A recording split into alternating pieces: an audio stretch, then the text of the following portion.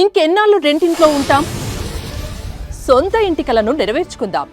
Suman TV biggest property expo October 18th, 19th HSCC Novotel Hyderabad. ఇప్పుడే free entry కోసం call చేయండి.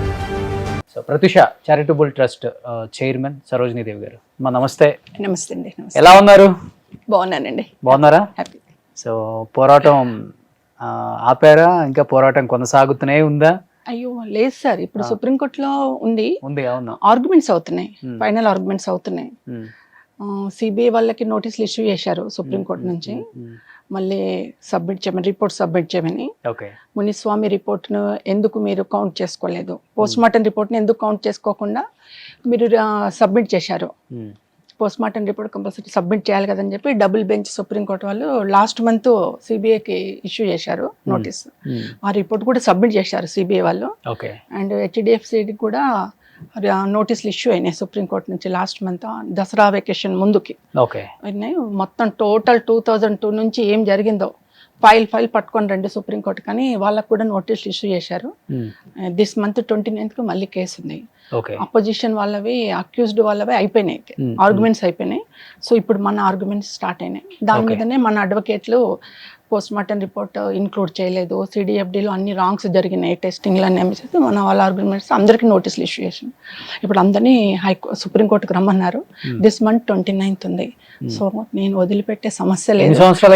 మనం 2011లో వేసామండి సుప్రీంకోర్టులో, 2025లో ఫైనల్ ఆర్గ్యుమెంట్స్. 14 years fight. 14 సంవత్సరాలు. నిజంగా ఇలాంటి పోరాటం ఏ తల్లి చేయదేమో అసలు. అంటే కన్న కూతురైపోయింది, ఇంకేముంది, అయిపోయింది కదా ఈ పోరాటాలు చేసి, లేకపోతే కోర్టుల చుట్టూ తిరుగుతూ అని చాలా మంది అనుకుంటారు.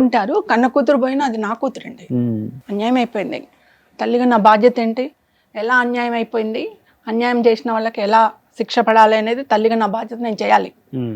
అది చేస్తున్నా. ఎంతవరకు సక్సెస్ అవుతున్నది గాడ్ నోస్. నిజంగా గ్రేట్ అండి. మీలాంటి గొప్ప మాతృమూర్తి అందరికీ దొరకదు కదా. నిజంగా ప్రత్యూష ఎక్కడున్నా చూస్తుంటుంది. మా అమ్మ నేను చనిపోయి 8 సంవత్సరాలు అయిపోయినా ఇప్పటికి స్టిల్ ఫైట్ చేస్తూనే ఉన్నారు, ఏమాత్రం హోప్ వదులుకోకుండా. నిజంగా గ్రేట్. కానీ ఒకటి ఏంటంటే అడ్వకేట్స్ ఉన్నారు అక్కడ సుప్రీంకోర్టులో. అప్పుడు పాప 11లో నేను పోరాటం చేస్తున్నది చూసిండు వాళ్ళు.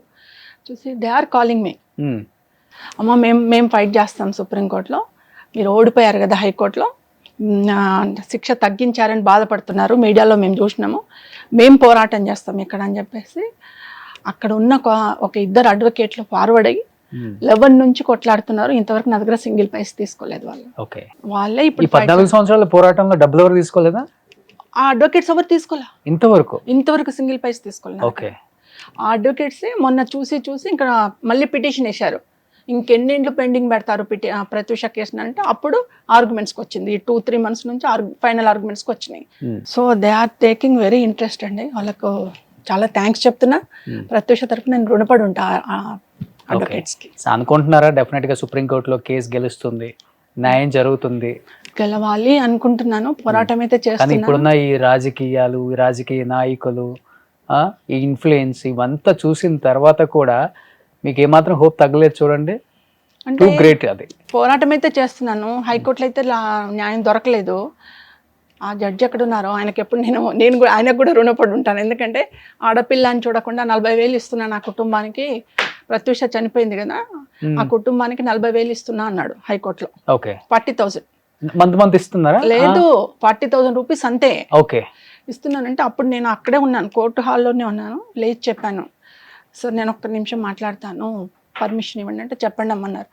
నాకు 40,000 వద్దు సార్, ప్రత్యూషలాగా ఆ చివరి అంచు వరకు వచ్చి బతికిన వాళ్ళ అమ్మాయిలు ఎంతోమంది ఉన్నారు. ప్రత్యూష చనిపోయింది కానీ అలా బతికి బాధపడుతున్న వాళ్ళ కుటుంబాలకు ఇవ్వండి, మా పాప పేరు మీద 40,000 రూపీస్. నాకు వద్దు సార్, మీరు చాలా పెద్ద హృదయంతో 40,000 ఇస్తున్నారు, చాలా థ్యాంక్స్ సార్ అని చెప్పాను జడ్జి గారికి. కామైపోయారు ఆయన.